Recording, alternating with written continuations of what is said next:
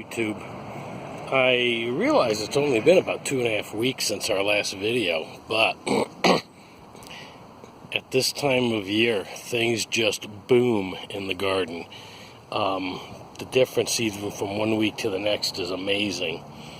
So let's begin, and you see that the garlic has been harvested. There's no more garlic. I noticed about a week or two ago that it was turning brown, and about half the leaves were brown, and that meant it was time to pull them up. And the garlic that I planted left behind these little berries. I don't know if these are garlic seeds or what. I'll show you when I get over to where the garlic is drying how those things came about. But I think I can plant those. So if I pick these up and get them planted, I think I'll have garlic starts for later in the year or next year's garlic. There's my bee hydrator. Just let me show you this. The contrast is pretty bad right now because we're in the middle of the day. But I filled this pot tray with stones, and then filled water right up to the top of the stones, and so a bee can land on it and hydrate himself. While I'm down here, I'm going to lift this up and show you. I've got another ripe tomato. I've already picked 2 tomatoes off of these things, finally. And here's another one that is turning ripe. 2 of them. I've got my marigolds, which are helping to deter pests. And you can see that these things are amazing. I'm actually going to have to put a stake into here to help hold this tomato up. And I'm going to have to do the same thing to this one here. There was supposed to be a walkway through there, but it's all overgrown because everything's growing so well. There's another companion marigold plant, and there's some other.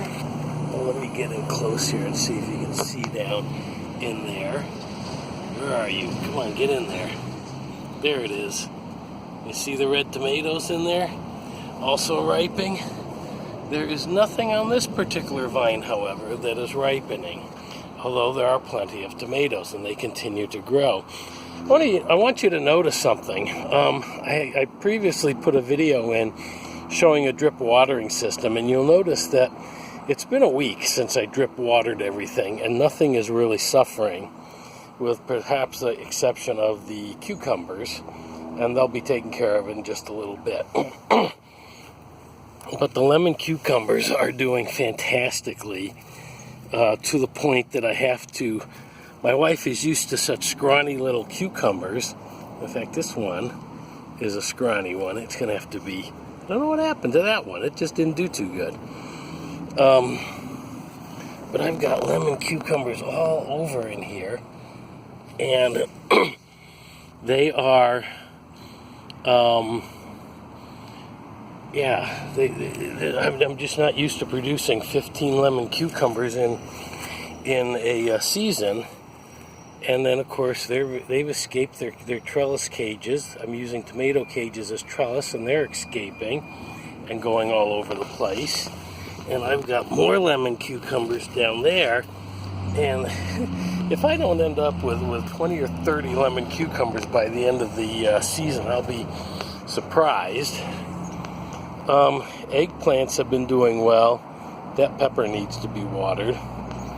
And I'm now getting a real problem with this. It's downy mildew.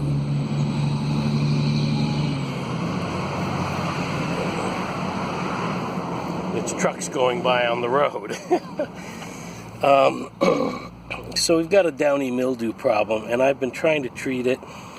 I usually spray milk on it, and that usually takes care of it, but it doesn't seem to be helping. This plant here, I treated with antibacterial soap, and it seems to be doing better. At least I didn't kill the plant. But I usually put usually the milk treatment does the trick, and it's not seeming to work right now. I have down here, you notice I got a lot of patty pans down in here, especially down in here, that are having blossom end rot problems. And I was having a lot of that, and so I added calcium to the soil, and finally I've got one that's growing. So I've lost a whole bunch of patty pans, but like I said, it looks like I've got one that's doing well, and perhaps it will be followed by more. So this whole end of the garden here just seems to be having problem with blossom end rot. You see there's two rotting yellow squashes down there. So I'm going to drip water this. You can see in fact the calcium granules on the leaves here, and there's just and some weeds. Need to do some weeding under there. This is a newer part of the garden and has not been treated yet with soil modifiers. So those plants are not doing as well and need special attention. The other plants are doing quite well. I just picked two, well, you can see the size difference between these zucchini plants here and those squash plants over there, where those are these are in an older, newer part of the garden, and these are in an older part. Eggplants. If you don't like growing big eggplants and prefer something smaller, these fingerling eggplants, I don't know if you can see in there. Let me come around the other side and see if I can get a better shot. There's a fingerling eggplant right there. See that? And these things don't grow very big, so your varieties are fingerling or Ikebana or Japanese eggplants, and they don't grow big and seedy like some of the larger eggplants. So something to consider if you like eggplants but you don't like gigantic ones. Let's see. Oh, here we go. Right here. I got some, there we go, yellow pear tomatoes, finally turning yellow. And I'm still trying to find other tomatoes. I got these tomatoes here that are growing very nicely, but not ripening. So we keep our eye on them. Let's not knock over that plant. Here is where I had the sweet peas, and I've planted some not bush beans, these are pole beans, and they're up about, they're 2 weeks old, and I'm hoping, of course I gotta water them. You can see that they're not watered properly. I've been on vacation, so I'm still catching up on the watering. These pole beans are climbing up the side of the trellis. They're a little bit late in their development. I've got some pole beans here mixed up with my, I'm going to straighten this out. I've got some pole beans here mixed in with my bush beans. And it's just the way they were. And they're growing up quite well. Here's two more, plus the fourth one here. These beans here, which I planted very early, a good 3 weeks before the others, these bushes have run their course. These bush beans are also beginning to get their last production in, although I am getting some very nice beans. I saw a couple. Here's a very nice one here, and not so nice. There's some more in there. There's a couple of very good ones way back there. Let's see if you can see those back there. And but the quantity that I pick each day is diminishing. Come again lettuce just came again and bolted.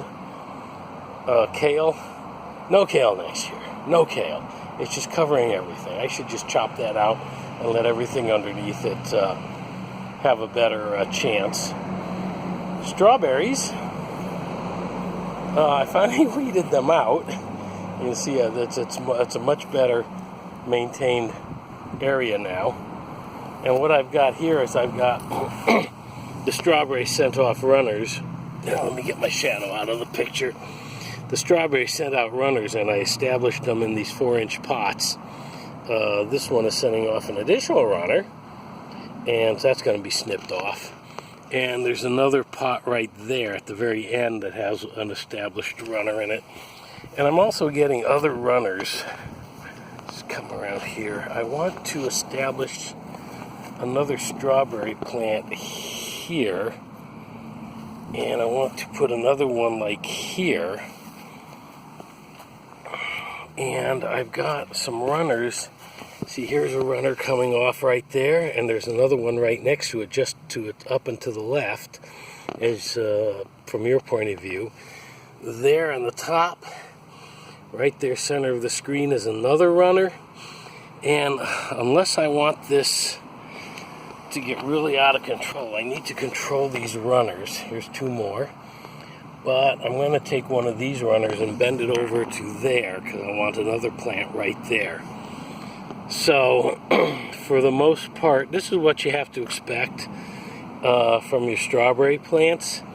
And you need to keep track of your how many seasons each plant produces, and look for plants that don't produce in any particular season, and then get rid of them and replace them.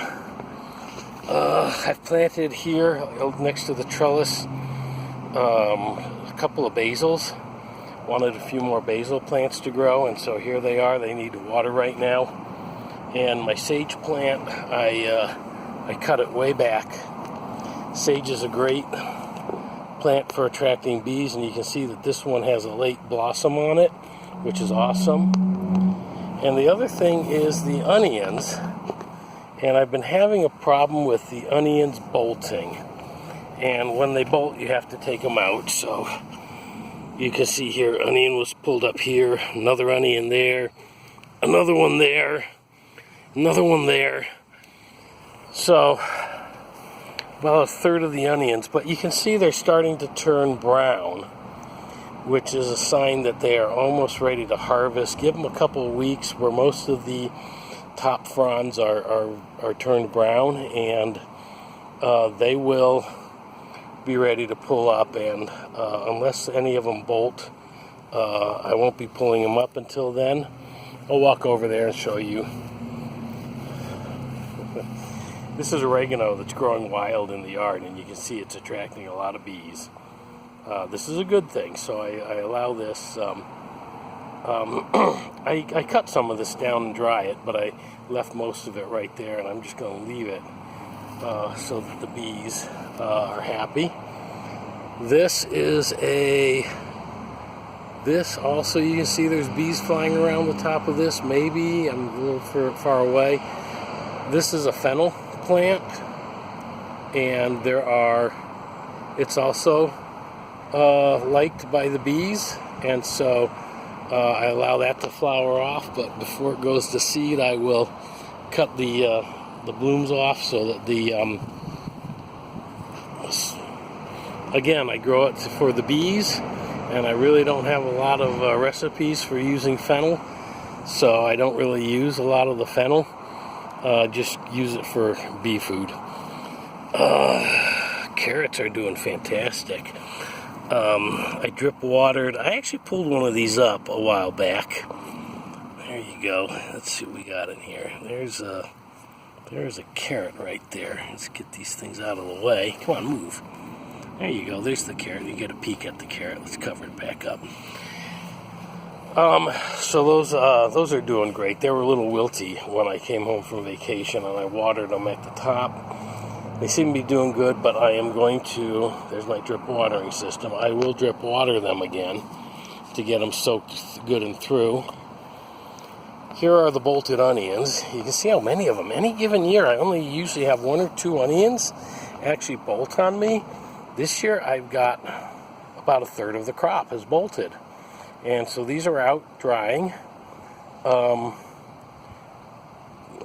We'll just let them dry out here, and then they won't store well. So we'll be using these pretty much as soon as we can. Like I said, they don't store worth a damn once they bolted. So that is basically what's happening in the garden. July 23rd, 1999.